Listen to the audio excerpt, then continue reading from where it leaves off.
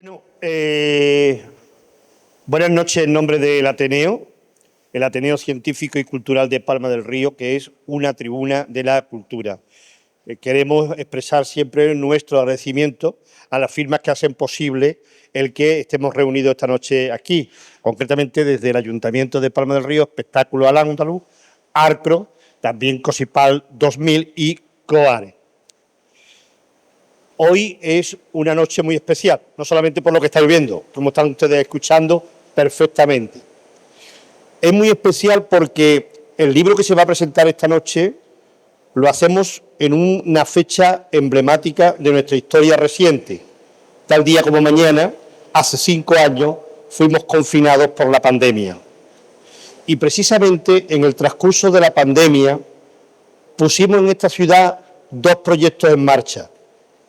Uno fue Historias a la luz de la luna, que era y supuso contar nuestro patrimonio, pero todo el mundo teníamos que ir con mascarilla.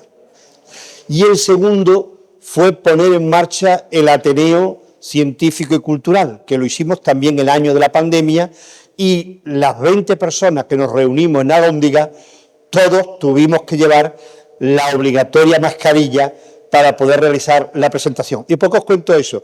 Porque en un momento tan difícil de nuestra historia, en el que estuvimos confinados, en el que tuvimos tantas horas recluidos en nuestras casas, muchas personas nos motivamos a que se promovieran inquietudes culturales. En esa soledad dijimos, este es el momento de activar todas las energías, todo lo bueno que tiene el ser humano, todo lo que tiene mejor nuestra sociedad, como es sus valores culturales y sus valores científicos. Y fue en el transcurso de esa pandemia cuando montamos el Ateneo. Por eso, cuando esta noche le vamos a dar la bienvenida a Rafa Moya como editor y a Lorenzo Parras como escritor, queríamos recordar esa fecha, esos 5 años, porque si hoy estamos aquí es porque hace 5 años tuvimos la capacidad de sacar lo mejor de nosotros para promover la cultura. Somos pocos, pero estamos muy bien avenidos. Nos está grabando la televisión, le daremos una mayor difusión, pero lo importante es que Lorenzo Parra ya se está consagrando en el panorama de los escritores de nuestra comarca y de Andalucía. Le vamos a apoyar con todo nuestro corazón y con toda nuestra energía para que siga publicando, siga investigando y siga mostrando el inmenso amor que le tiene a su tierra natal, a Peñaflor. Muchísimas gracias, buenas noches. Maestro, todos. Manolo, muchas gracias. Tenemos que agradecer a todos los que estéis aquí, que una tarde con la que está cayendo ahora mismo, hayáis hecho el esfuerzo de venir aquí. No sé si habéis venido en barca, nadando o cómo habéis llegado, pero habéis hecho un esfuerzo grande y os lo agradecemos por estar aquí apoyando a nuestro autor y a la cultura en general. Gracias al Ateneo por estar cediendo las instalaciones y ponernos todo a nuestra disposición. Siempre decimos que es muy importante el apoyo a la cultura desde donde venga, desde las instituciones, desde empresas privadas incluso, de donde sea, es fundamental. Y el Ateneo siempre está ahí, abierto para nosotros. Se lo agradecemos enormemente. Por supuesto, hoy estoy aquí como editor de Sótano Ediciones. Como me preguntaban esta mañana en Ser Palma del Río, me preguntaban, oye, ¿cómo va la venta del libro? La venta del libro va muy complicada, todo el mundo lo sabemos. Pero nosotros estamos apostando porque Sótano Ediciones lo que quiere es sacar historia en la medida de nuestras posibilidades. Historia de gente próximo a nosotros, de nuestra comarca, que tienen muchas cosas que contar. En este caso tenemos a Lorenzo. Lorenzo, un escritor que conozco, que nos inauguramos los dos allá por el 2010, cuando éramos jóvenes. Y hemos seguido una relación que ahora la consolidamos desde mi parte como editor y desde su parte como escritor. Traemos un libro que es muy importante, que cumplía con todos los objetivos que nos marcamos en la editorial a la hora de salir adelante, a la hora de bautizarnos, y es contar esas historias de aquí. Esta historia es una historia que habla de, entre otras cosas, de la esclavitud que hubo, sobre todo en Sevilla, y que de una forma u otra terminó en Peñaflor. Esa historia es muy importante porque conocer esa historia nos lleva a conocer nuestras raíces, y nos lleva a saber quiénes fuimos, para entender quiénes somos y para saber qué proyección tenemos. Por lo tanto, la historia que nos trae Lorenzo, que está basada en hechos reales, es uno de los objetivos que marcamos en Sótano Ediciones. Sacar esas historias guardadas que hoy día no se podían publicar por H o por B y darles luz. En Sótano Ediciones estamos súper orgullosos de tener a Lorenzo, porque dejando de lado nuestra amistad, profesionalmente, Lorenzo es un escritor que ha ido avanzando a lo largo de sus obras y ha ido avanzando a pasos agigantados, puesto que es muy prolífico. Lorenzo no para de escribir, ya sea novela, o sea, artículos en el blog del Cuco, no para de escribir y se le nota mucho en su escritura. Una escritura que tiene una calidad tremenda, que tiene un trasfondo de investigación increíble, que no todo el mundo es capaz. Todo el mundo es capaz de investigar, pero no todo el mundo es capaz de encontrar ciertas cosas. Y Lorenzo es que rebusca hasta debajo de los rincones, encuentra lo encontrable. Y eso significa mucho para nosotros, para Sótano Ediciones, porque nos hace sentir muy orgullosos de ese trabajo que ha hecho. Este trabajo, como decía esta mañana en la SER, tiene que tener una cara, tiene que tener una portada. Y esa portada es la cara de la historia. Para nosotros es muy importante poner la cara adecuada a la historia. Primero, porque necesitamos que ese libro se distinga por razones comerciales. Cuando estemos en una feria del libro, en esa caseta donde hay 2000 libros, alguien se tiene que fijar en ese libro. Entonces es muy importante la portada que se haga. Y esa portada se la hemos encargado a una profesional, a una ilustradora que ya ha hecho varias portadas de Sótano Ediciones, también hizo la de mi libro, y que bueno, que hizo un trabajo siempre en consenso con Lorenzo, pero una portada magnífica. Ahí la estáis viendo, que no lo voy a explicar yo porque prefiero que lo explique el autor, que lo explicará mejor que yo. Y bueno, también sirva estas palabras para agradecerle públicamente a la ilustradora su trabajo tan increíble que ha hecho, por ponerle una cara al libro que está siendo muy hablada. Todos sabéis que hubo un artículo en La Vanguardia, ABC, varios diarios provinciales, pero en La Vanguardia una de las cosas que destacaban era la portada tan bonita que tenía el libro y, por supuesto, la historia. Creo que a día de hoy tener escritores en Peñaflor que salgan en un dominical de La Vanguardia, portada de sección, normalmente no es muy frecuente. O sea que yo creo que debe el pueblo reconocerlo y está apoyándolo como lo está apoyando. Pues Peñaflor lo apoya entero, pero no solamente Peñaflor, sino toda la comarca. Y todo eso es para decir que, bueno, que Sótano Ediciones estamos súper orgullosos de Lorenzo. Sacamos una primera tirada que duró días. Rápidamente tuvimos que llamar a imprenta y decir, iniciamos segunda edición porque es que no hemos quedado sin libro. La segunda edición pronto va a acabar y tendremos que volver a encargar el libro en los días que corren. Eso no es fácil, con lo cual felicito a Lorenzo por el trabajo ímprobo que está haciendo y sobre todo le aconsejo que sigamos disfrutando de esta novela como lo estamos haciendo hasta ahora. ¿Verdad? No me extiendo más, ahora él os va a introducir a la novela y yo después pues le pincharé un poquillo para sacar más información. Muchas gracias, Rafa. No hace falta. Lo gastáis con él. Bueno, pues en primer lugar también quería agradecer a este espacio, que es un espacio de personas. Me gusta, cuando escuché la palabra Ateneo me emocioné, porque pienso que es un espacio tan plural y tan lleno de esa vida cultural que debería estar en todos los sitios, pero ustedes mismos hacéis que se expanda este Ateneo, que no esté solo en Palma del Río. En mi caso, pues que os la hayáis abierto a la comarca, para mí es un gustazo y un honor que estemos aquí hoy. También le quería agradecer a Rafa que la confianza que ha depositado en mí desde el principio y que supo ver en la novela pues el resultado que ya podemos ver y el boca a boca que estamos viendo día a día, con el que sí que nos sentimos bastante orgullosos. También es de agradecer todos los pasos que hemos dado previamente, como ha dicho Rafa, desde que nos conocimos y que empezamos dándonos en Editorial Séneca, gracias a Óscar Morales, que nos dio ese pasito para que nosotros diéramos ese gran salto y nos consagráramos un poquito y que todavía nos queda mucho por dar. Y claro, es también agradecer a esa ambición también de Óscar de sacar de la comarca lo mejor que podíamos dar y hacer que esa vida se compartiera en forma de historia. Entonces estamos hablando de un producto que empieza aquí en Palma, pero se expande al infinito y hoy en día con las redes pues mucho más. Así que ese va a ser el inicio de nuestra historia y va a ser el principio de esta gran historia y de muchos más que van a venir luego. Como decía también, la portada, que es la cara de la novela, pues simplemente es el primer paso para que alguien tome la iniciativa de leer unas palabras. Pero algunas veces una portada hace justicia y otras no tanto. Y en este caso sí que la hace.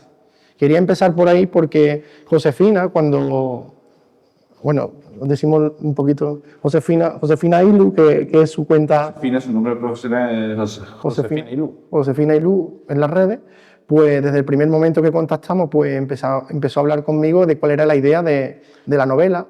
Me pidió información sobre los personajes, sobre la historia de principio a fin para hacerse una idea. O sea, eso ya demuestra su profesionalidad.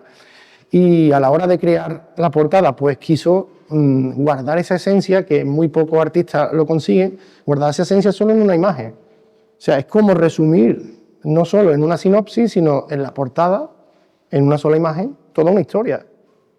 Para algunos se nos resulta imposible, pero esa magia surte no solo de la profesionalidad, sino de una creatividad que es desbordante. Quiero reseñar que, por ejemplo, la portada habla del personaje principal, de Cristina, y hay una silueta que representa una persona de raza, bueno, sí, una persona africana, que en este caso es uno de los personajes principales, que es Diego de Luna, y que es hijo de una esclava.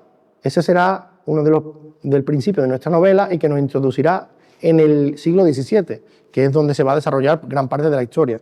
Pero no solo se queda ahí, sino que con mucho tesón y muchas preguntas a lo largo de muchas semanas, pues logró la esencia que yo tenía en mente ya, que es que representara, por un lado, los dos personajes principales, pero también un guiño a ese viaje que hacían los esclavos desde Guinea hasta esta comarca.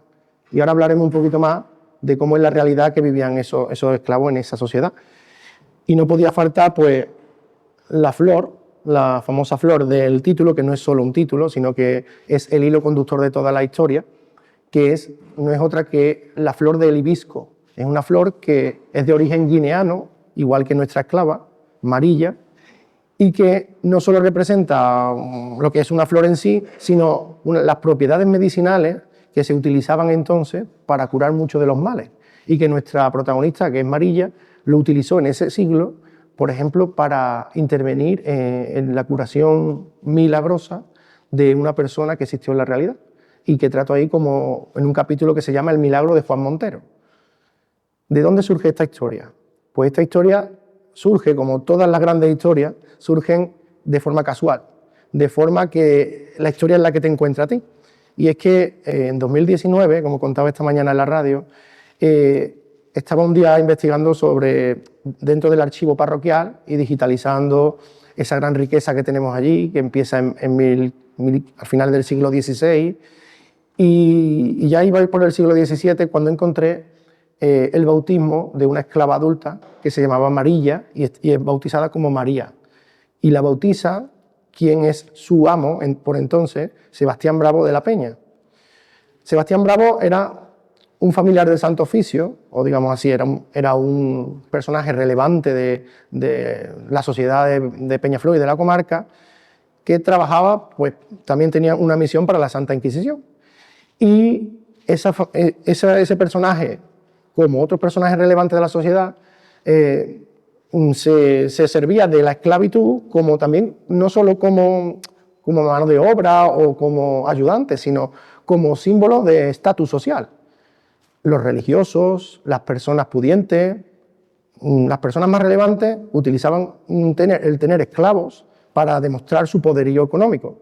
Y tenían unas grandes haciendas, pues incluso los conventos tenían sus propios esclavos que les servían, y que en esa época, vamos a verlo con esa retrospectiva, no era como algo negativo, peyorativo, sino era como símbolo de poder. Hoy en día sería impensable, pero si lo pensamos bien, todavía puede existir alguna forma de esclavitud. En esta época era corriente tener esclavos y cuando vi el bautismo de una esclava adulta, que es como pone en su bautismo, pues la bautiza con un nombre muy parecido al suyo, pero la desliga de toda su historia anterior, toda su vida. Es como no solo arrebatarla de su tierra, sino también arrebatarle esa dignidad y esa historia. Es empezar una vida nueva. No solo se queda ahí la historia, sino que muchas de las esclavas que acababan compradas por sus amos tenían hijos con esos dueños. ¿Y eran hijos legítimos del dueño? No, eran esclavos. Acababan siendo vendidos como esclavos a pesar de ser hijos de sangre de ese dueño. En este caso, María, que existió de verdad, en la realidad, pues tiene un hijo con Sebastián. Y no llega ahí la cosa, sino que después, tirando del hilo de esa historia, vemos que en esa época tan turbulenta, igual que ahora, de riadas, de sequías y de pestes, de pandemias y demás, la familia legítima de Sebastián Bravo acaba pereciendo en una de las pandemias. ¿Y quién queda vivo? Pues su hijo no legítimo, que es Diego. De ahí de esa historia, como todas las grandes historias, empiezan a echar raíces esa historia y estaba barruntando cómo traerla a la realidad, cómo traerla a la actualidad. Lo que yo presento en esta historia es la historia de una mujer que viene casualmente a Peñaflor, que se llama Cristina, es una chica italiana, que acaba descubriendo que las historias de un lugar tan lejano para ella, o supuestamente tan lejano, forman mucho más parte de su propia historia de lo que ella pensaba. Y recibe esas historias tan lejanas también en el tiempo como parte de ella. Ese punto de inflexión entre la realidad y el siglo XVII lo da el espíritu de Diego, que un día se presenta de una forma que no quiero contar, pero que es muy clave en la novela, utilizando el realismo mágico, hace que Cristina descubra esas vidas y las sienta como suyas, sienta como sintieron ellos, ama como amaron ellos, y descubre que Diego no solo se le presenta a ella, sino que la llama por otro nombre, un nombre que a ella no le suena de nada, Mencía. ¿Y quién es esa Mencía? Pues es una mujer de aquella época que Diego la ve reflejada en Cristina. Y ahí es donde empieza la historia real, donde la realidad se mezcla con la ficción y el pasado se mezcla con el presente para que se confunda todo en una sola historia. Ahí empiezan a reconocerse la sociedad del siglo XVII en nosotros y cómo Cristina es capaz de ir descubriendo poco a poco que desde ese siglo hasta la actualidad todo tiene que ver con su propia historia y no solo con el presente, sino hacia dónde va. Es lo que decía Rafa, conociendo esa parte del pasado que a lo mejor está en un cajón, que está cubierto de polvo y lo desempolvamos, pues a lo mejor descubrimos que somos mucho más parte de esa historia de lo que pensamos y nos puede dar la clave de cómo va a surgir el futuro. En este caso, Cristina pues descubre que tiene mucho más que ver con Diego y con María que a lo mejor con su Italia natal. Y lo que hace Cristina es simplemente descubrirse a ella misma. Fijaros, yo quería tener un detalle con la novela y es escribirla en primera persona, porque os he querido meter en la piel de esos esclavos, en la piel de Cristina, en la piel cuando ellos aman, cuando sufren, cuando mueren, cuando forman parte de una sociedad que a lo mejor nos parece muy lejana, pero no lo es. Y empieza con la historia de la niñez de Marilla en Guinea. Ese trabajo de llegar hasta Guinea es el trabajo inverso desde que llega a Peñaflor, anteriormente es comprada en las gradas de la Catedral de Sevilla y viene en un barco durante 3 meses, en un barco que no es precisamente, no es español, pero podría haberlo sido, es un barco portugués. Y ya en aquella época que se promulgaron algunos derechos humanos, desde los Reyes Católicos se intentó promulgar, pero no llegó a cuajar porque interesaba mucho económicamente el tráfico de esclavos, pues ya se estaba, digamos, limitando. Por ejemplo, la corona española se limitó un poquito ya en el siglo XVII y los portugueses seguían comerciando con personas, pero los introducían en la península a través de Lisboa y los comercializaban como ladinos, eran como si fueran ciudadanos portugueses, pero de las colonias de ultramar. Entonces, algunos entraban, en el siglo XV entraban por el Guadalquivir hasta Sevilla, pero otros ya después entraban por Portugal y bajaban por una serie de rutas, y es llamativo porque en la investigación descubrí que, por ejemplo, una de las famosas ferias hoy en día de ganado, que es la Feria de Zafra, que todo el mundo seguro que conoce, pues en su momento no fue solo de ganado de vacas, de cerdos, de ovejas, sino que también era de ganado humano. Fue una feria también esclavista. Y posiblemente pues, la ruta de llegar al valle desde esa zona pues, fuera la zona de la Sierra de Constantina, hacia la Puebla de los Infantes, hacia Hornachuelos y hacia el Valle del Guadalquivir, por aquí, por Palma del Río y por Peñaflor. Y así es como llegó Marilla a la casa de su dueño. Yo lo recreo en la calle del Pozo, que sí se puede rastrear a través de los padrones que tenemos, porque está todavía conservada allí. Y desarrollo toda la historia con personajes reales que existieron allí. Por ejemplo, como decía antes, Juan Montero, que era un personaje también relevante, pero de la parte cultural, no económica. Era un fiel devoto de muchas hermandades, llegó a ser incluso hermano mayor de muchas de ellas, y como pasa algunas veces, no la persona más devota es la que se libra de los grandes males. Y en este caso, pues, un gran mal le aqueja, que es lo que hoy llamamos un cáncer, pero en aquella época todavía no se le llamaba así, y lo tiene martirizado a pesar de que él es un gran devoto de todas las hermandades y incluso jura los votos de los franciscanos, de San Luis del Monte, que ya se trasladaron a Peñaflor, y a pesar de ello pues, acaba pereciendo de ese cáncer, un cáncer en el pecho, que lo describen de una manera muy peculiar. Sin embargo, Marilla, que tiene conocimientos en las propiedades de las plantas, interviene y hace que conserve la vida durante un tiempo.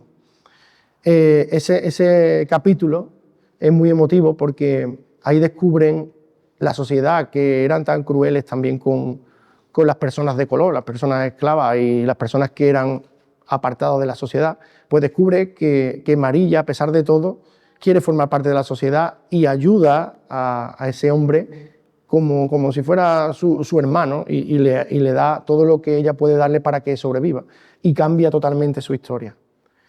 Llega incluso a ser la dueña de esas haciendas, cuando incluso Sebastián Bravo acaba apareciendo, y ya la Iglesia promulga unos autos, unas leyes que protegían de cierta manera a aquellos hijos de esclava, pero con un dueño legítimo, con el dueño que era su padre legítimo.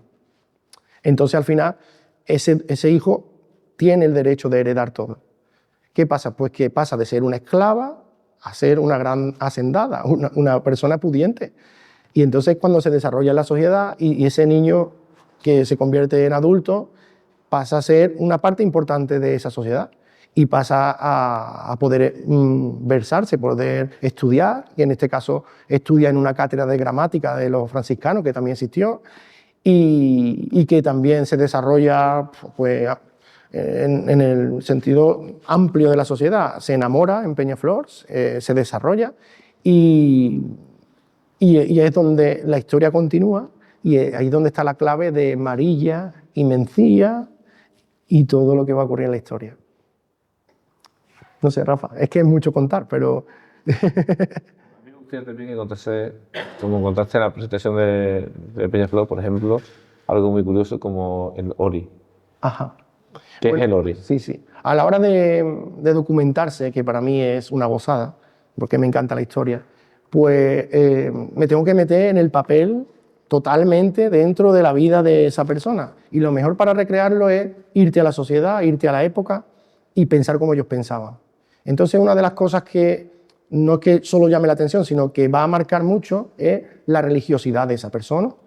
Y Marilla, precisamente, que viene de la Guinea Ecuatorial, pues formaba parte de una tribu, los bantúes, Y ellos tienen una religiosidad politeísta, una religión politeísta, y a todos, igual que lo hemos hecho en la época romana o en las épocas posteriores, pues tenían un dios para cada cosa que le influía en su vida.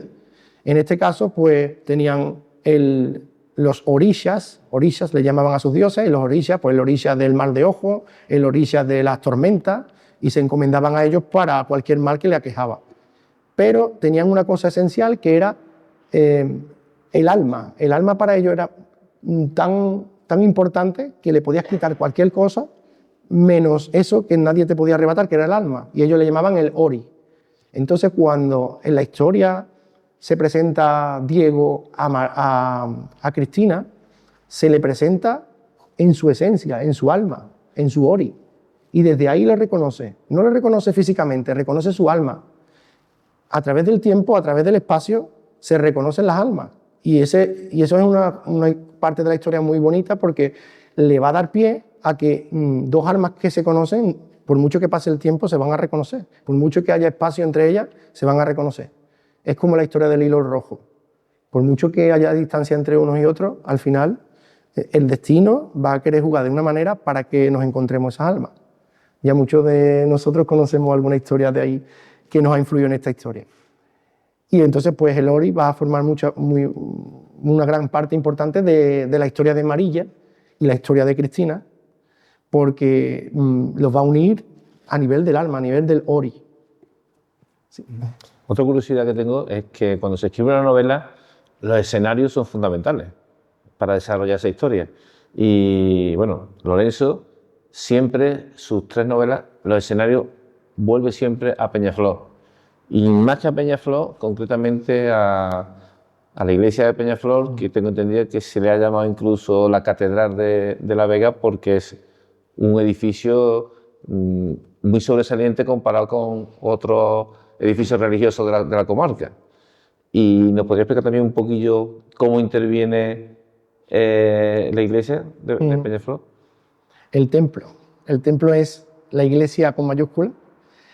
Para mí es muy esencial porque me he pasado muchas horas allí cuando trabajaba también en el archivo, y para todos los peñaflorenses creo que es algo emblemático. Y cuando alguien pasa por ahí le invitamos, no pases del pueblo de largo, pásate por el centro y visítalo, porque es algo más que simples piedras. En este caso, para mí es algo muy fetiche, y es que en mis 3 novelas he tratado de alguna manera la parroquia, el templo. La primera tratamos sobre las catacumbas que existen, las catacumbas de la iglesia. En la segunda, pues estuvimos por las cúpulas, y hay una escena de una persecución por encima de las cúpulas, que también tuve que recrearme yendo a las cúpulas y atravesándolas. Y en esta ocasión, pues de casualidad, yo quería un poco descartar un poco ese lugar porque ya parecía que iba a ser repetitivo, pero no, nunca se acaba. Siempre hay alguna forma diferente de verla, y en este caso en la iglesia de San Pedro Apóstol de Peñaflor tiene una disposición muy especial. No tan cristiana, sino un poco más pagana. Lo que se ve es que tiene una serie de vidrieras que corresponden con los retablos que están justo debajo de ella. Por ejemplo, la vidriera que tiene una rosa, la imagen de una rosa corresponde con el retablo de la Virgen del Rosario. Son sus emblemas. Por ejemplo, la vidriera que tiene el emblema de los franciscanos, que son 2 brazos cruzados, corresponde con el retablo de los franciscanos.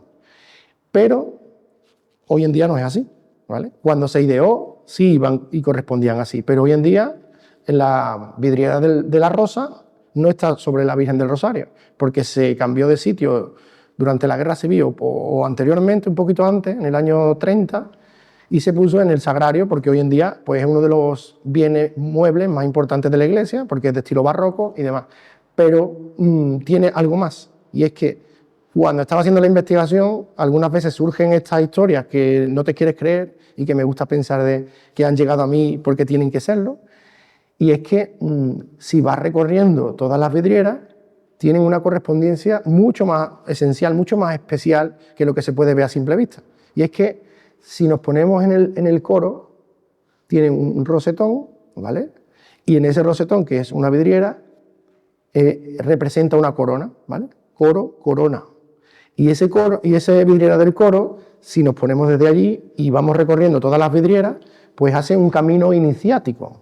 Un camino iniciático que nos va a dar correspondencia con el árbol de la Cábala. Es una cosa diferente a todo lo que la Biblia a lo mejor nos puede dar ahí. No es un vía crucis, pero sí nos va a corresponder con todos los puntos del árbol de la Cábala, pero exactamente, y eso solo se da en Peñaflor y en una catedral de París. No ocurre en otro sitio. He buscado la correspondencia en muchos sitios, a ver si estaba yo excediéndome, pero no es así.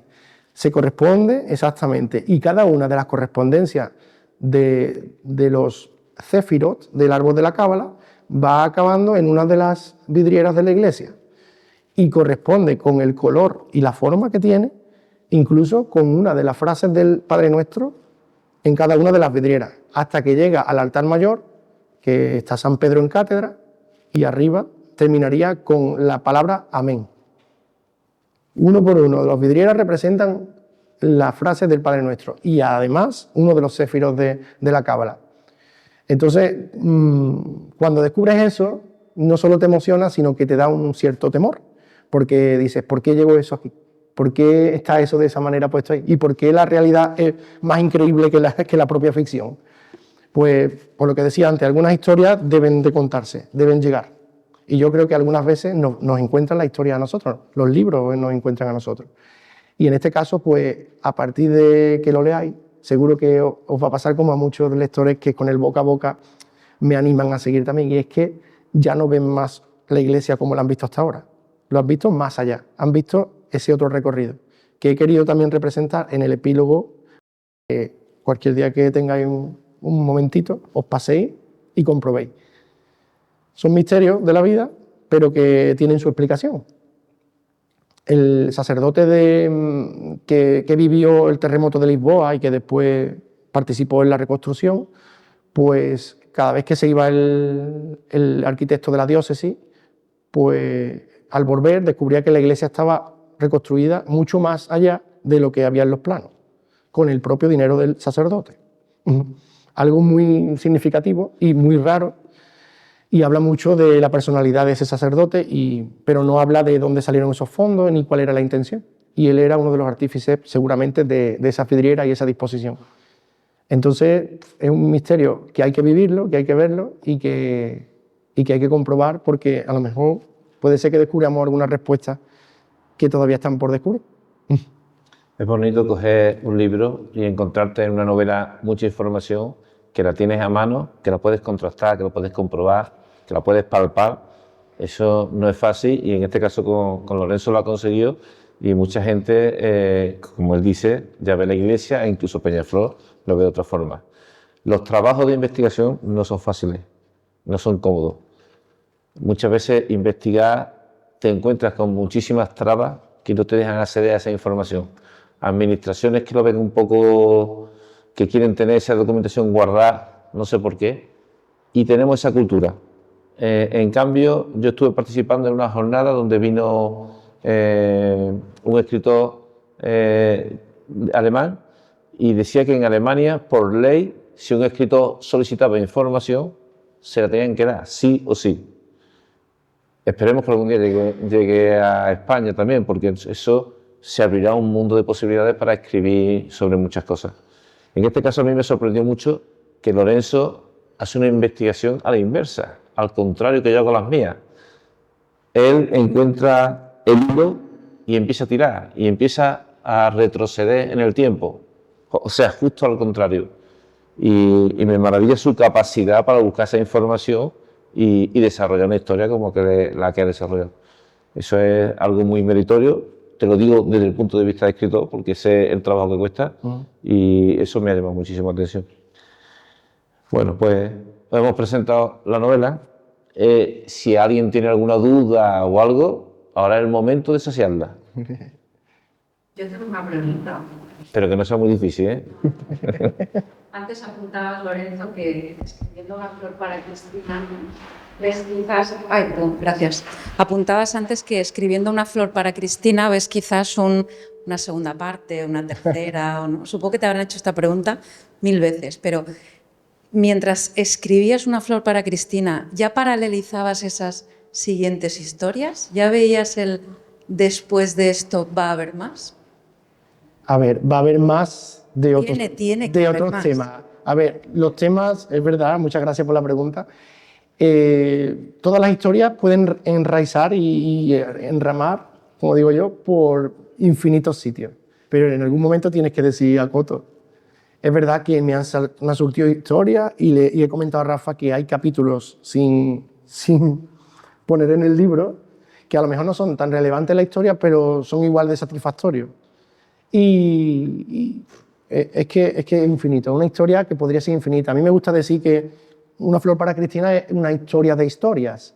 Y como dice Rafa, cuando estéis leyendo, seguro que os vais a ir a buscar y contrastar la información, porque podría seguir infinitamente. Y he dejado algunas pinceladas para que ustedes descubráis. Si yo lo doy todo hecho, os dejo poco en la imaginación.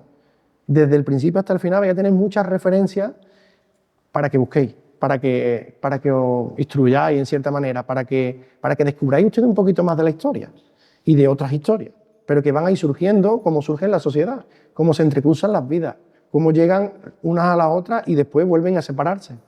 Pues esta historia es una historia de historia y todas las personas que van surgiendo existen de verdad, los escenarios existen de verdad y ellos te van a dar pie. Tranquila, que tú sola vas a seguir construyendo la historia. También quería resaltar uno de los capítulos. No sé si, Rafa, el capítulo de Sevilla, exactamente. Tuve el honor, el placer de, en una de nuestras presentaciones, pasar por los escenarios de Sevilla de esta novela. Y llegamos a la catedral, y llegamos a la grada de la catedral, y le dije, aquí se vendió Marilla, aquí. Y claro, pelos de punta, emoción total. Y también le expliqué una de las escenas del libro que me encantó escribir, me encantó documentar y me encantó encajar como las piezas de un puzzle, que encajaban perfectamente, pero en ese caso, cuando Cristina revive justo el momento en que va a llegar a la catedral Marilla y se intenta escapar. En la Plaza del Triunfo de la catedral se intenta escapar y al huir acaba casi chocando con un carro de caballo. El caballo se encabrita y hace que parte de la maleta y de los bártulos de ese carro caigan. Se baja un personaje del carro que no es otro que Diego Velázquez. ¿Qué trae en sus bártulos? Pues trae un cuadro, uno de sus cuadros que trae de Madrid, que acaba de pintar o le hace falta pocas pinceladas para terminar. Y es un personaje que me gustaría resaltar y lo hago en la novela y que no es tan renombrado, aunque todo el mundo lo conoce, como otros. Y no es otro que Luis de Góngora. Luis de Góngora. El cuadro, el retrato de Luis de Góngora lo trae en ese momento, en ese año, lo trae Velázquez a Sevilla. Y Marilla se encuentra con él de golpe y hace que casi el cuadro se rompa, que podría haber sido trascendental. Ese es un hilo que quiero resaltar de la novela porque Diego, que el personaje del espíritu de Diego, siempre que se presenta a Marilla, se presenta hablando en versos de Góngora. Y ahí demuestra lo instruido que es y también lo que ama a través de los versos al personaje de Mencía, que la ve reflejada en Marilla, en Cristina, ¿vale? No solo eso, sino que Velázquez, en esa visión del siglo XVII a la actualidad, reconoce a Cristina. Personaje actual, personaje del siglo XVII, que se miran las caras y se reconocen.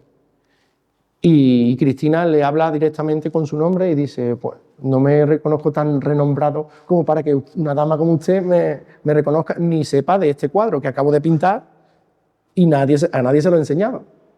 Esa es la magia de la escritura, que puede unir mundos muy diferentes, que puede unir épocas muy diferentes y la puede hacer solo una. Entonces, con esos detalles pretendo llegar a vuestro ori. Pretendo que viváis ustedes la historia y que la viváis en primera persona. Seguramente, por eso te digo que desde este momento ya seguramente que te picará la curiosidad para buscar más información, para contrastar esa época, para ver cómo se movían las personas en esa época y cómo de verdad va fluyendo todo. Es curioso porque él ha pasado un poco por encima cuando presentamos en Sevilla, que los dos dijimos, madre mía, estamos presentando a metro de donde realmente ocurrió aquello. Los escalones que tiene la catedral lo utilizaban como una especie de escenario donde subían a los esclavos para que lo viesen. Entonces, aquellas piedras, aquellos escalones, en aquel tiempo estarían. Y nosotros calculamos dónde podía estar y nos pusimos casi de pie en lo alto. Y fue muy emocionante pensar, esta misma piedra la estuvo pisando Matilla. Y fue la verdad que, y él, que la historia nació de él, pues tuvo ese momento, vamos... ocupar su sitio, pisar donde pisó ella, es meterse en su piel. Bueno, pues para finalizar el acto, volvemos a agradecer a Televisión Palma del Río que esté siempre cogiéndonos. Muchas gracias, Juan. Muchas gracias. Y Ateneo, nos sentimos como en casa. Muchas gracias. Muchas gracias de corazón. Gracias.